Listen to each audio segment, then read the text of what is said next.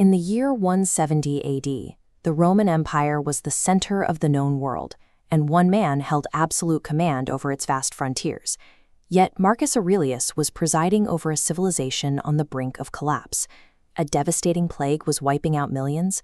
Germanic tribes were constantly breaching the borders. The treasury was draining rapidly, and deep within his military ranks, a rebellion was brewing. For anyone holding unchecked authority, this exact scenario is a psychological trap. When the external world spirals entirely out of control, the temptation to descend into panic, despair, or ruthless tyranny is nearly impossible to resist. Marcus Aurelius survived the chaos by doing the exact opposite of what typical rulers would do. Rather than desperately trying to force the chaotic external world into submission, he turned his focus entirely inward. In the quiet of his military tent, the emperor wrote a series of private entries to himself. He titled them Ta is Heauton, literally, to himself. He never intended for another human being to read a single word of it. These entries represent a collection of hypomnemata, a set of grueling, repetitive mental exercises he used to hold himself strictly accountable to his own principles. He drew heavily on the teachings of Epictetus, a formerly enslaved man who became a prominent Stoic philosopher. From Epictetus, Marcus learned a specific methodology for regulating the mind. Across these fragmented entries, a precise three-part architectural blueprint emerges. It outlines exactly how to build an unassailable inner citadel inside your own consciousness. This animated diagram illustrates the first layer of defense, the discipline of desire. For a Stoic, the cosmos is a vast, interconnected web where every single event is bound by a rational universal law known as logos. The operational rule here is amor fati, a total love of fate. You do not merely tolerate the things that happen to you, you actively welcome them, accepting whatever the universe dictates without a shred of resistance. This deep cosmic acceptance fuels the practice of memento mori, the meditation on death. When you view misfortune and mortality as necessary, natural functions of the cosmic web, the existential terror of dying evaporates. By that same logic, chasing earthly fame becomes mathematically absurd. Give it enough time, and the unrelenting progression of the universe guarantees the absolute erasure of both the people singing your praises and you. Mastering the discipline of desire builds the thick outer walls of the inner citadel, effectively immunizing the mind against the fear of external chaos. Moving inward from the cosmic scale, we reach human society and the discipline of action. Here, the premise is simple.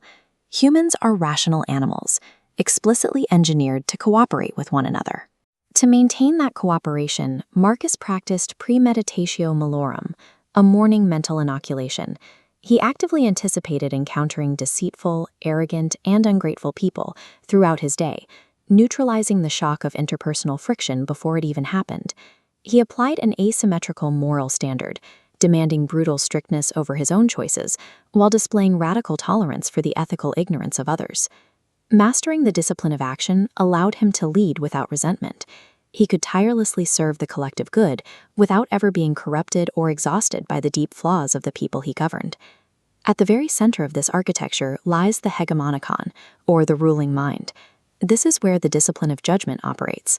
This diagram categorizes the cornerstone of Stoic logic, the dichotomy of control. It demands a strict separation of reality into two distinct columns: internal factors you completely control, like opinions and actions, and external factors you don't, like health, wealth, and reputation.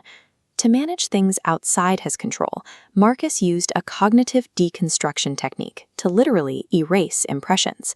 He stripped intimidating objects of their perceived power by reducing them to their raw physical materials. A royal purple robe, for instance, is just sheep's hair soaked in shellfish blood. The conclusion of this sorting process is a fundamental realization. A crisis cannot harm you directly. The harm only occurs if your internal judgment classifies the event as a crisis. Master your judgments at the core of the citadel, and external impediments cease to be roadblocks. They are transformed into the very fuel you use to practice virtuous action. There is a historical irony to Marcus Aurelius's writings. The private, unpolished diary he kept in a war tent outlasted the Roman Empire itself, continuing to function as a manual for resilience today. This diagram maps the evolutionary link between ancient exercises and modern cognitive behavioral therapy. The Stoic sequence of impression, judgment, and reaction perfectly mirrors the modern clinical triangle, mapping how our thoughts dictate feelings and behaviors. 2 millennia later, we face the exact same uncontrollable forces. We grapple with sudden illness, toxic colleagues, and deep, profound uncertainty about the future. Meditations offers a harsh but liberating truth.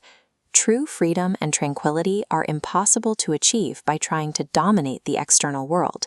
They are only won by fortifying the inner citadel of your own mind.